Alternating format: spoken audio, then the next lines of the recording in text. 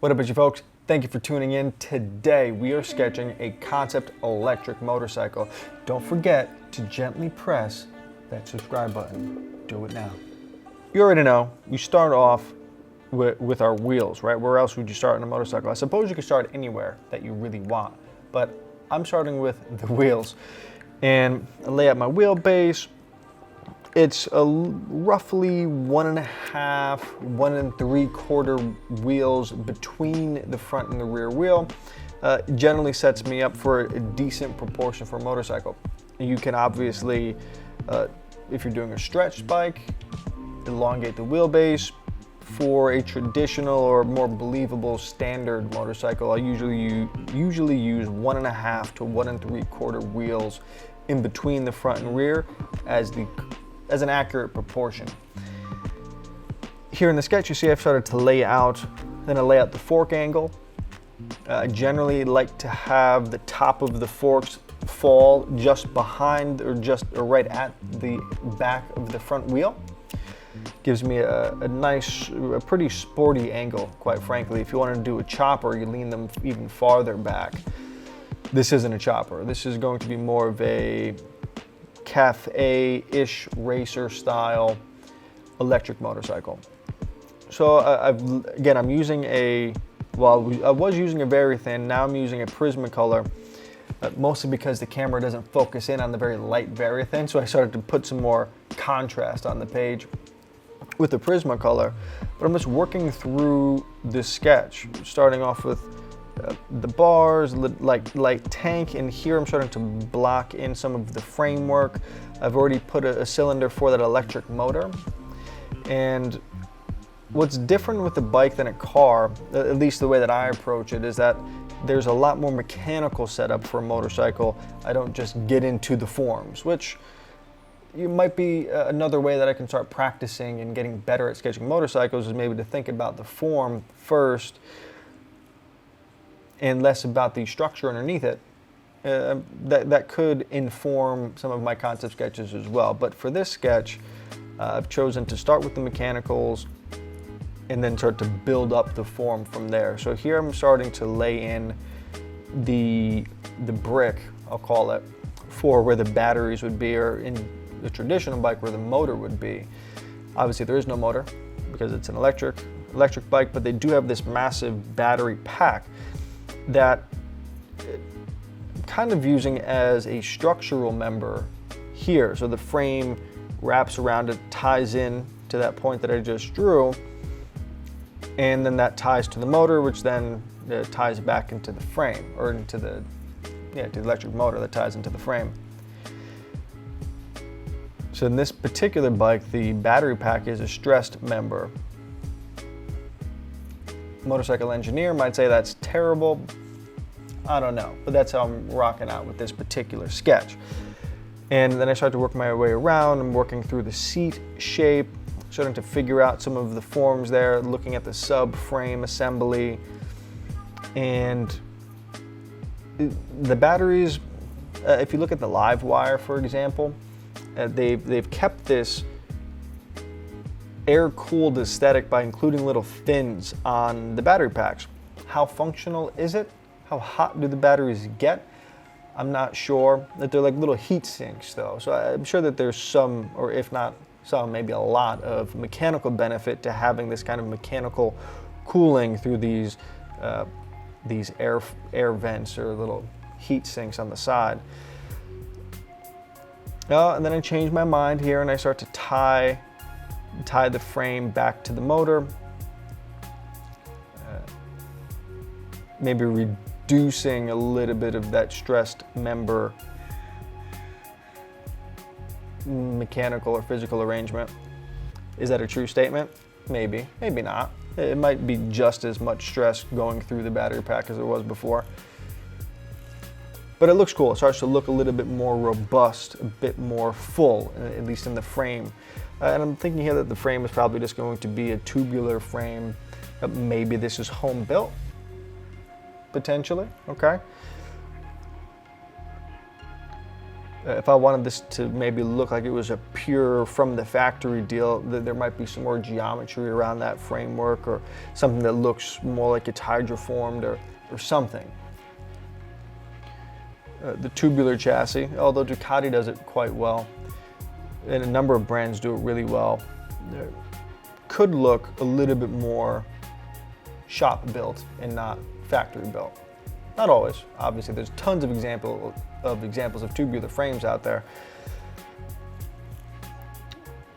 Just throwing that note out there, if you're thinking about how to design your frame, maybe you can add some more detail or some more visual interest there, above and beyond the tubular or the trellis frame.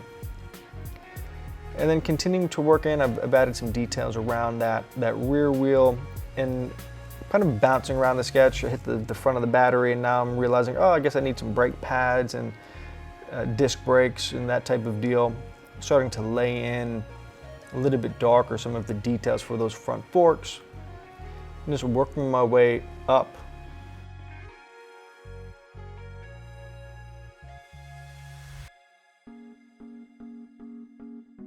I feel like there's a lot of opportunity with electric motorcycles to maybe break frame with this front suspension, so that you can speak more to this futuristic nature that it's embracing.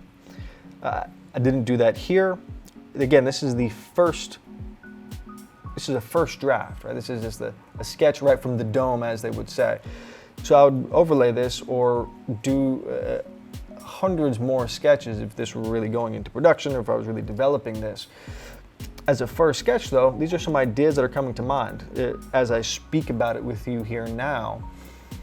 Things that I could change, things that might make this more futuristic. So again, attacking that front suspension. Do you have a Hosack style suspension? Do you have, there's a variety of ways to set up the dynamics and the physics of a front end. Pick something other than what's traditional. Now, what's traditional is largely functional and super reliable, right? So there's a reason that we use the type of front ends that we do, and the reason that you don't see MotoGP going to a different type of front end. They're just continuing to refine and perfect that type of shock mechanism. But if you reference the Britain, that was a bike that did it radically different. Right? Took that bike to the TT, so it can be done. But there's questions around reliability and performance and some other things, and nobody has been daring enough to go down that route or to invest in that route to this point. And there may be a reason for it. Doesn't mean that you can't include it in your concept sketch, but to really sell the point that this is from a different period of time.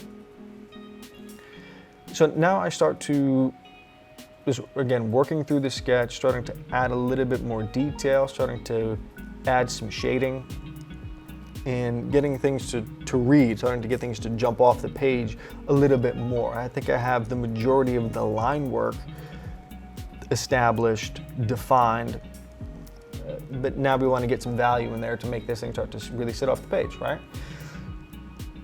And again, a big fan of ground shadows.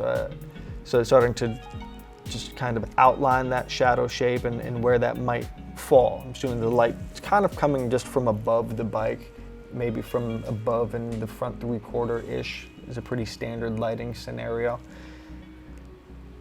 Can't forget about your grips. Got to put some grips on there. That's one thing that, at least when I'm looking at sketches, in motorcycle sketches particularly, that there's some key human-centered details that are often missing on some sketches, and it makes the sketch less believable. In my mind, the human wasn't considered at all in certain motorcycle sketches. I'm sure there's a place for those sketches, but certainly not in production. But as far as informing later, more refined sketches, I'm sure that's a great place to go. My personal style, I like to include as much detail as I can. Maybe I'm a little OCD about it to a fault, but it leads to a particular type of sketch that I like. Again, I'm always growing though, so there's always room for different styles and different takes. You know, what works best for you? How do you like to sketch? Drop a comment, let me know. You might have a great style that I can learn from. Continuing to add some value, I set the frame off. I put some shadow behind that framework, the tubular chassis, to show that it's in front of that battery pack. It's a super important detail. The bikes have so many layers to them. They're not flat, so you want to show some of that depth, and you can use your shadows and values to show that depth, and really it helps the frame to jump out and be a more meaningful part of the sketch and of the design. And then you don't want to forget about your rear suspension. That's an important part. And then I'm coming around, working through this seat section, just adding some more value, getting things to read. And I'm really just kind of sculpting as I go with that seat, because I didn't have a whole lot of the line work and the forms defined prior to adding value. And then starting to set right there, setting some of that chassis behind the front forks to make sure that the forks read as an independent part, or as a separate part. They're not just molded into that tank section, so you want to add some shadow and some value there. And I think on this sketch, when I do another iteration of this sketch, I'll probably shorten the wheelbase a little bit, actually, because as you can see, this rear wheel here, I'm starting to add some value to it and starting to look at the sketch. It feels like that rear wheel might be hanging out there a little bit far. And I'm not sure that I like that. I'd probably condense the package a little bit, which might make this a bit more nimble in the city, a bit more nimble if you're mountain carving or something like that.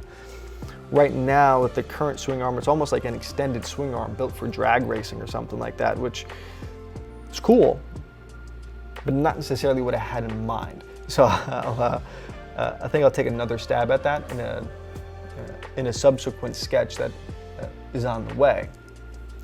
And then again, just continue to add some of that volume around the tank. I think there's probably a lot more form exploration that I can do around that tank to really speak to its electric nature. And then lightly dusting in some value for that shadow to get this thing to really feel like it's planted on the ground. Some people love to have their sketches floating in space. I like to have mine planted on the ground. That's just how I do it. So the shadow is an important part of the sketch. For me, it adds that level of believability and helps you to sell a sketch. All right, coming in, I'm just freehanding these ellipses just to, that's how this sketch is. It's a little bit of a loose sketch. You could come in there, if you're drawing a little bit bigger, you could come in with ellipse guides. These perspective lines that I'm drawing now, at least around the wheels, could help to inform where you put the ellipses. Generally, I would start with that up front. And here's the sketch. Listen, I hope you enjoyed. Again, gently press that subscribe button if you found any value. And we'll talk to you soon.